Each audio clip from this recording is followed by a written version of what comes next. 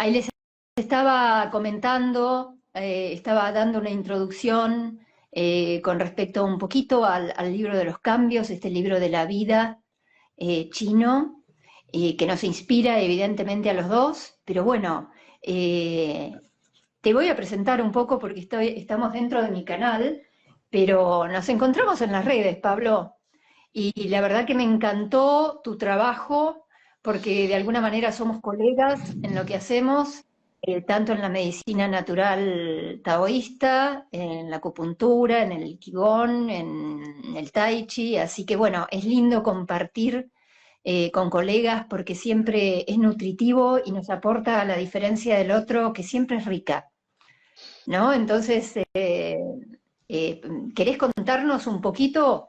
Yo estaba comentándoles a las personas, Pablo, Sí, que cuando yo di con el libro de los cambios fue originaria en el año 1983 con el maestro Liu Pailin acá en Argentina. Después me fui a vivir a Brasil para seguir estudiando.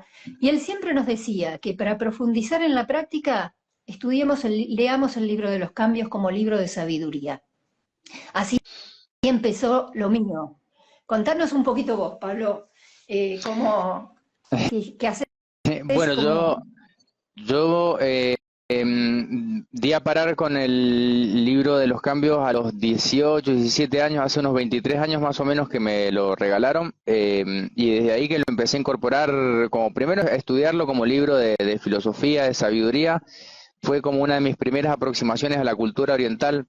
Después para esa época yo estaba haciendo artes marciales y bueno, fui haciendo como un camino del taekwondo al kung fu, del kung fu al tai chi, del tai chi al qigong y del qigong a la medicina china.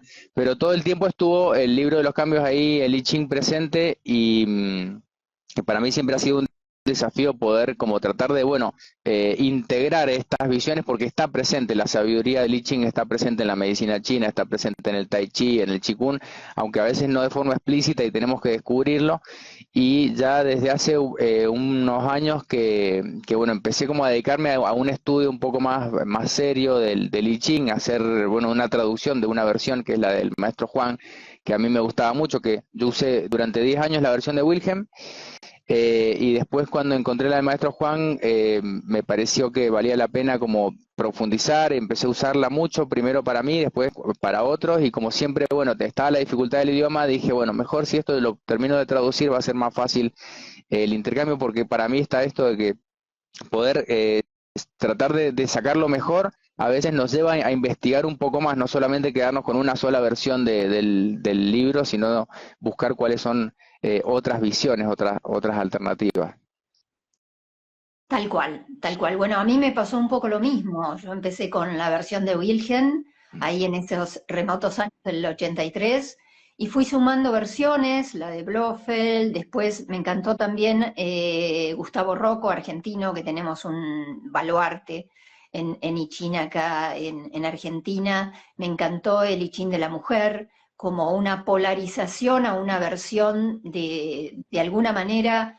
eh, Creo que los comentarios confusionistas tienen un toque de machismo de esa época, que es lo lógico por el contexto, y Gustavo Rocco le da como una polarización en el I Ching de la mujer, pero sin duda que cuando estudiamos esa versión de Alfred Wang, que evidentemente nos impactó a los dos, ¿no? A mí me impactó. Yo recojo, ¿no? Digamos, la historia, sobre todo la historia del rey Wen, que supuestamente, evidentemente, había un contexto machista, ¿no? Porque, bueno, la ley del casamiento era 8 mujeres. Y la principal, entonces, la ley de las concubinas. Pero el proto-I Ching anterior, de hecho, el rey Wen, en los relatos, muestra que él solo llevó la hermana, creo, la prima de la mujer cuando se casó, como que no tenía una perspectiva machista, tenía una perspectiva más del taoísmo puro, natural, del hombre y la mujer como iguales, ¿no? Así que Ujú. yo recojo que eso está en el libro, más allá de los textos culturales posteriores. Así que me fui apasionando en esa información que el maestro Juan da con mucha amplitud en el contexto histórico y bueno, fue como una pasión, ¿viste? Y sobre todo en la traducción de y, que significa, entre otras cosas, simple y fácil. Y yo decía, ¿cómo puede ser simple y fácil si esto es re complejo, ¿viste? Sí, Y así me es- apasionó buscar esa simplicidad, ¿no? ¿Dónde está la simplicidad? Y bueno, una alegría porque realmente siento que la voy encontrando de a poco, cuanto más estudio.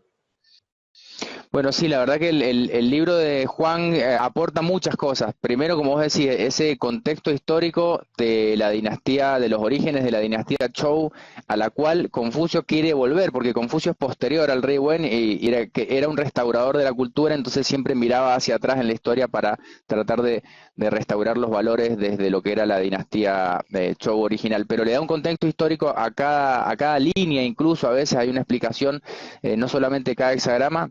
Y sí, está esto, como vos decís, que hay una cuestión cultural de cómo era, por ejemplo, el rol de la mujer. Es interesante porque explica, por ejemplo, el tema de las concubinas, obviamente que era en una cuestión de necesidad. Por ejemplo, cuando había una casa que no tenía descendencia, era una práctica usada poder tomar una segunda esposa para poder tener descendencia, para cuidar, por así decirlo, el linaje. Entonces eso explicado en ese contexto se entiende como dice, bueno, en estos casos, como dicen, no hay culpa o se entiende que a lo mejor no es la mejor solución, pero hay un fin último que sí se está buscando. Hay muchos hexagramas que hablan sobre las relaciones en pareja, el 31, el 32, donde está como la larga duración, el cotejo también, el encuentro, donde siempre hay como advertencia.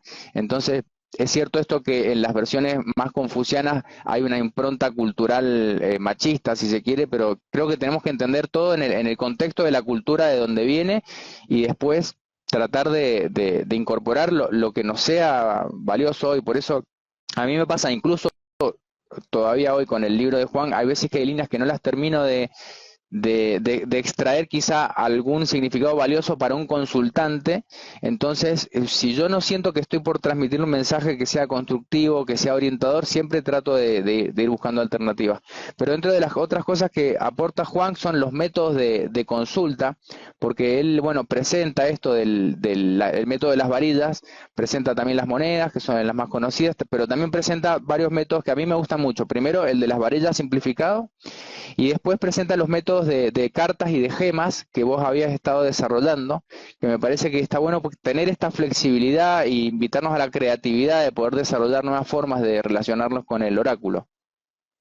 Tal cual, Pablo, porque bueno, a mí me realmente desarrollé estos métodos simples, tanto los de cartas como los dos métodos de cartas que él propone, el Maestro Juan y el de gemas, porque realmente son muy rápidos, son prácticamente instantáneos en conseguir el hexagrama y eh, al comienzo, ¿no? Cuando nos metemos con el libro nos, en lo particular, a mí me imprimió tanta, eh, a ver, importancia, tanta respeto y un poco de solemnidad.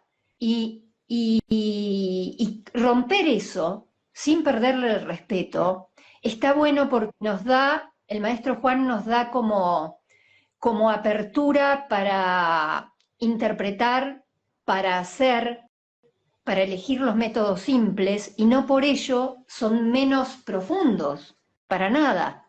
Sin duda que hay que aproximarse al libro de una manera silenciosa en el sentido que nos permite ese silencio, conectar más con la intuición y no tirarlo desde la ansiedad de la pregunta o desde lo mental.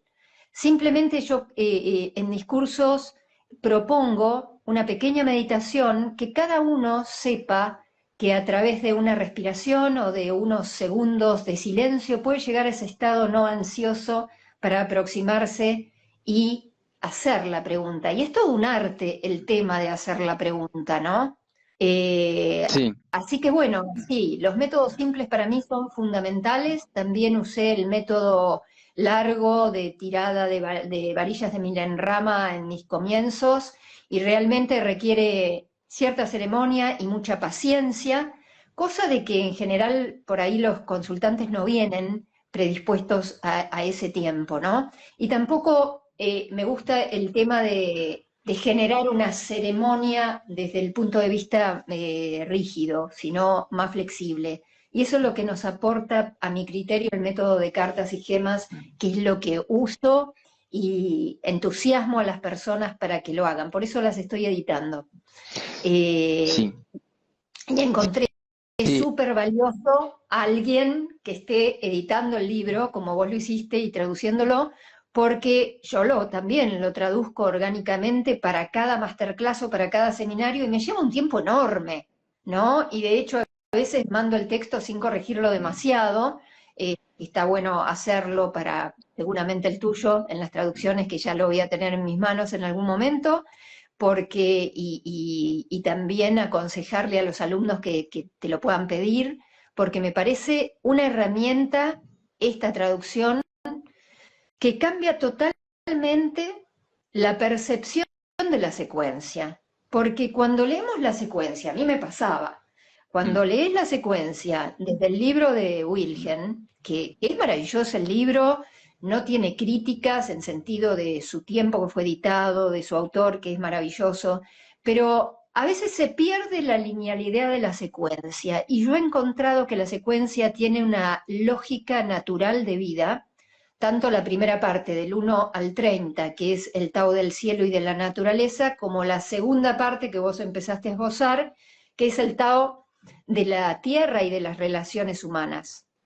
Y qué importantes estos primeros hexagramas de la segunda secuencia para meternos en un tema tan lindo como es el de la pareja y cómo lo manifiesta, sí, ¿no? sí, Entonces, sí. bueno, rescatando esta importancia de esta traducción, para mí encontrar la lógica de la secuencia, que uno la puede ir relatando, ¿no? Iniciando, respondiendo, comenzando, y así hasta el 64, me parece que justamente es el aporte para que el libro de los cambios sea simple. Me gusta enseñar de base la lógica y la continuidad de la secuencia.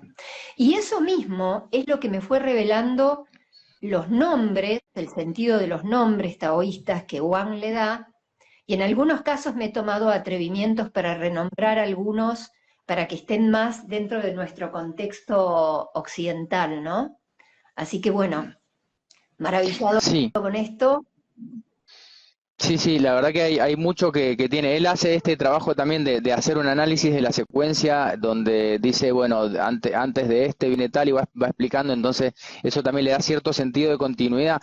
También en el libro de Juan, que es Simbolismo y Numerología de I Ching, él hace un análisis un poco más complejo respecto de cuál es el orden, o sea, como que él haya como una lógica en cuanto a energía yin y yang que va como calculando de las secuencias del primero hasta el último, que es más complejo, como te digo, pero podemos ir desde lo simple a lo complejo. Siempre la idea es como ir ordenadamente. Juan, la verdad que hace grandes aportes. Wilhelm yo creo que hizo lo mejor que pudo en su época, pero el valor de lo que trae Juan, al ser nativo chino, al haberlo estudiado toda su vida con maestros y traerlo él de forma directa, porque él lo escribe en inglés, o sea, no es una traducción, sino que él trae eso directamente, tiene otro valor.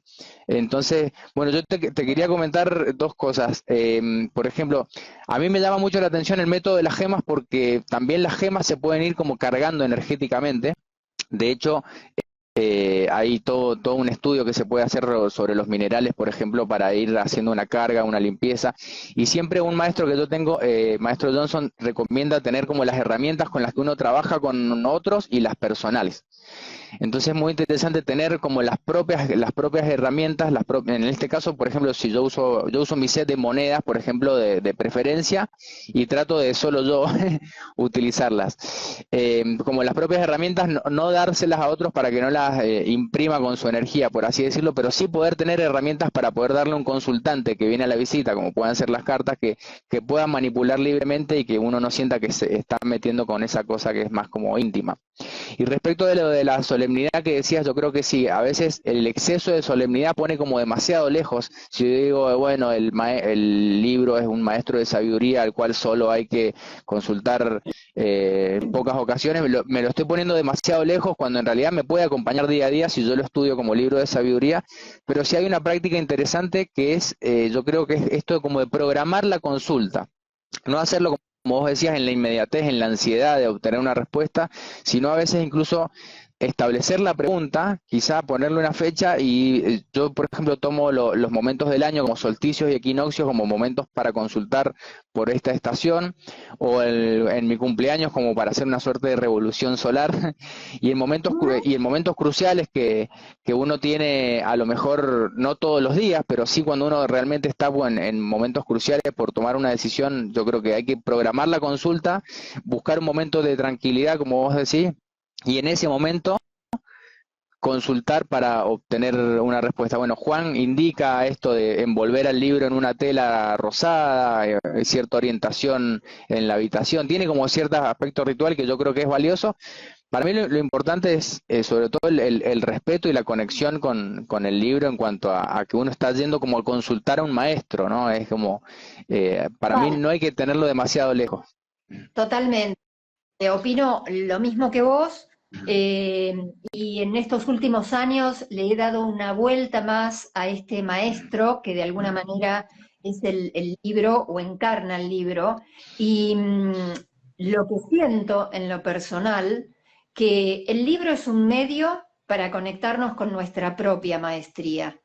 Por eso me parece muy importante no solo verlo, en un comienzo quizás es importante esto de verlo como un maestro que puede captar justamente estas inteligencias suprahumanas, esa maestría, ¿no? Que tenga que ver, que tiene que ver con el Tao, con la vacuidad.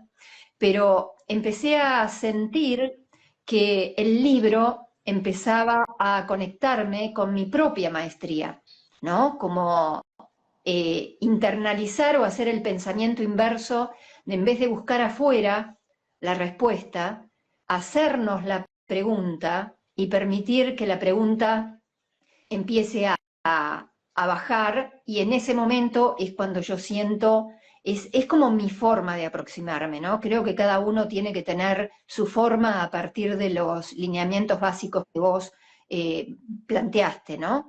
Y sentir que el libro es el mediador con nuestra propia maestría es algo, no sé, a mí me aporta muchísima conexión en la consulta, ¿no? Y con respecto a la pregunta, eh, también siento que la elaboración de la pregunta es muy importante, es decir,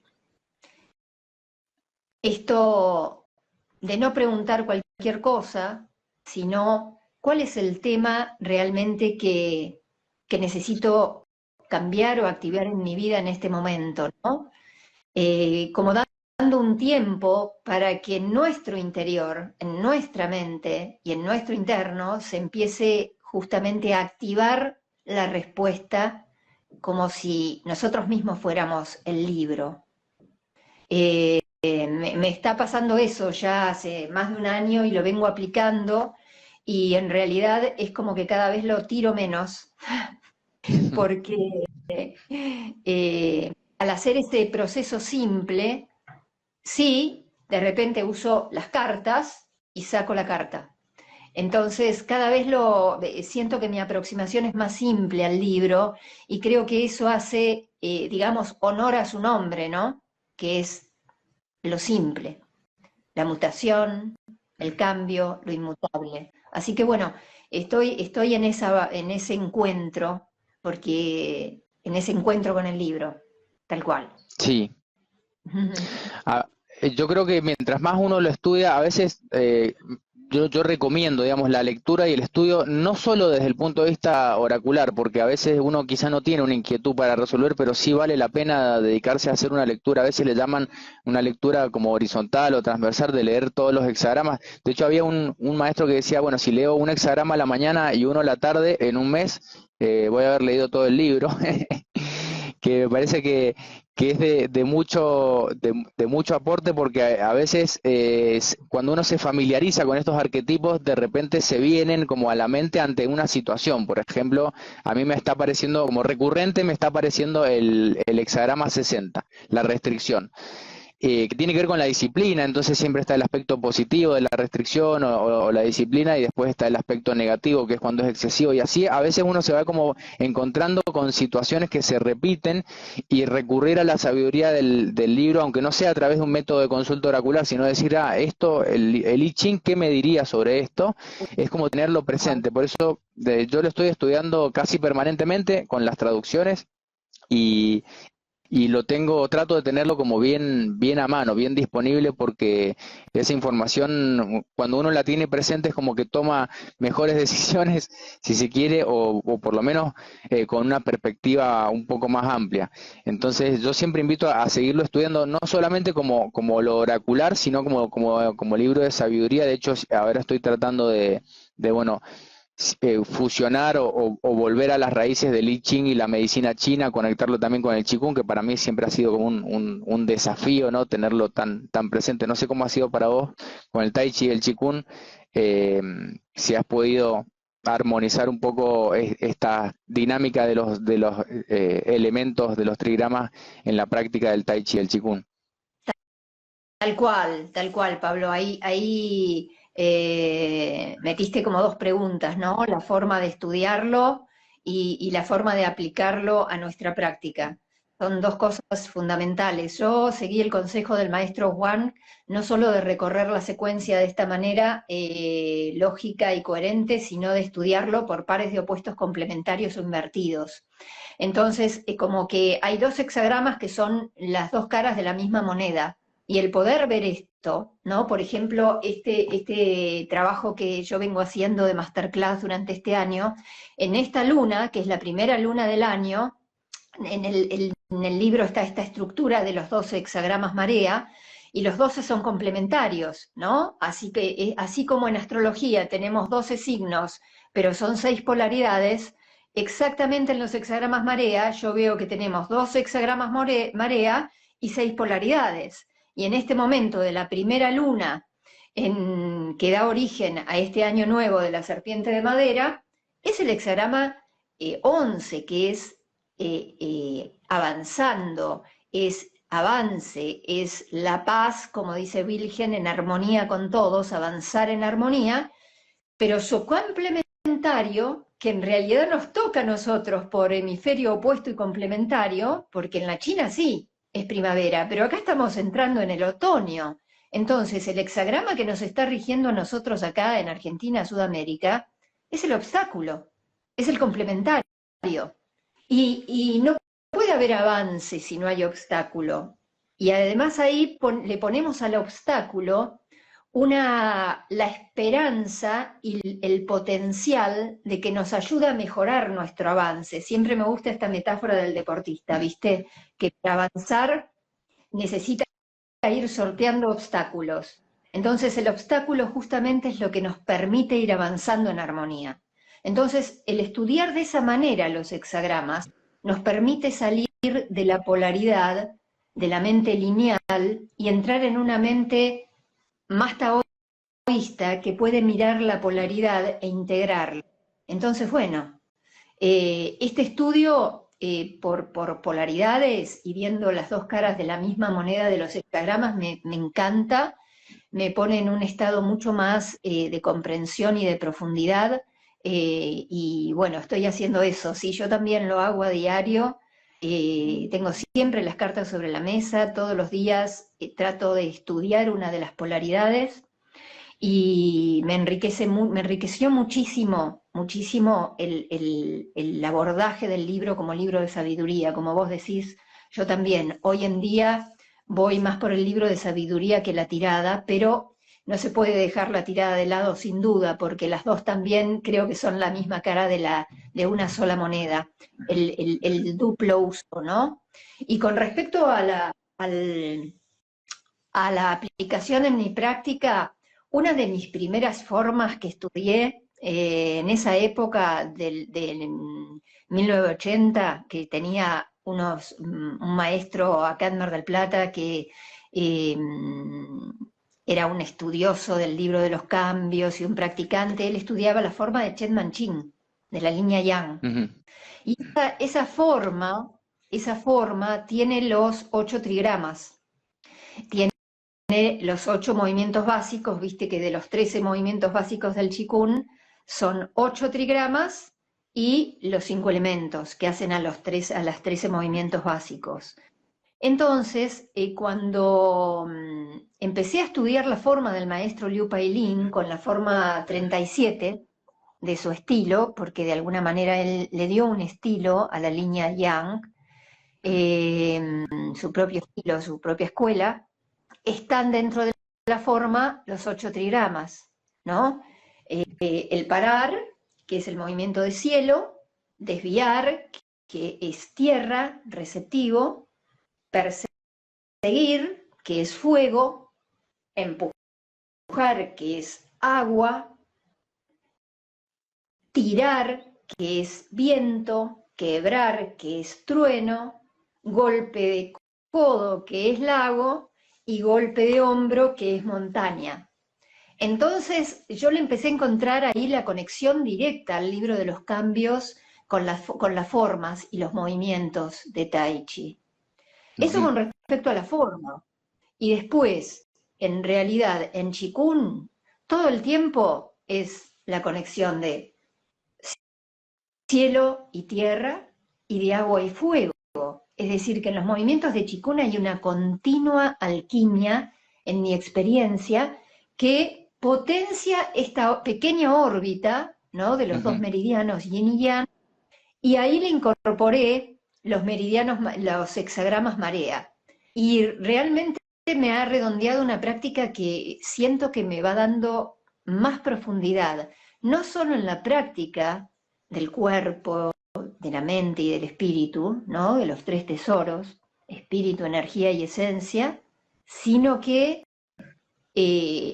me va dando una consistencia en lo filosófico y en lo práctico, que están en total sinergia. Está genial.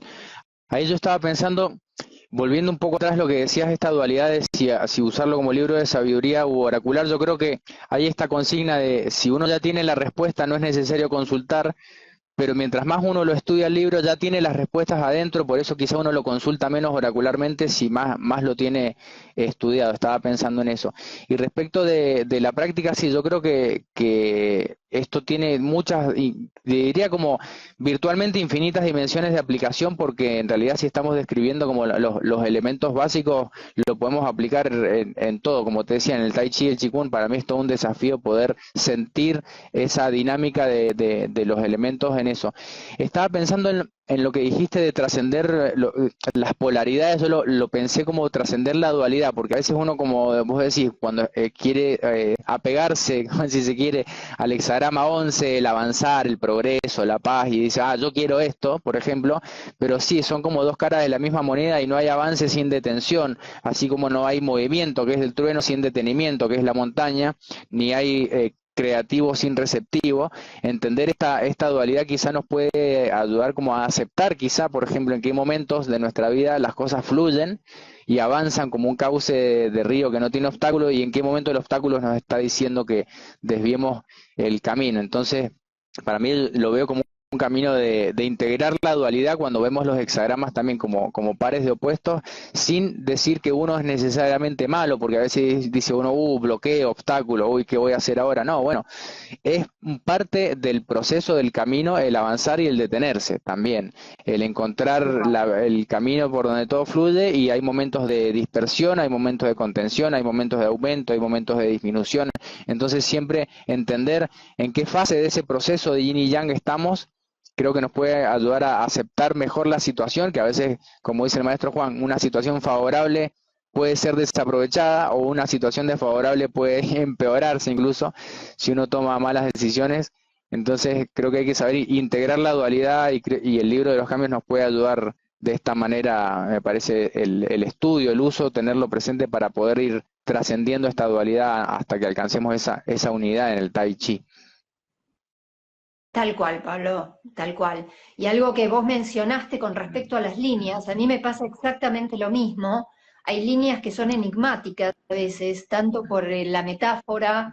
Entonces, creo que hay mucho que hacer todavía con las líneas para que el libro sea simple. Y estoy en ese momento donde me parece fundamental la comprensión, despojando el texto, como si no hubiera texto. ¿Viste? Yo estoy haciendo este ejercicio y realmente me está dando resultado, que justamente lo voy a proponer en mi próximo encuentro. Es despojarnos de los textos, de las metáforas, de la palabra, y conectar las posiciones de las líneas, ¿no? Bueno, sabemos que los números yan son impares y que los números yin son pares. Entonces, una posición yan, línea 1, es una posición yan. Si toca una línea yang, está cómoda.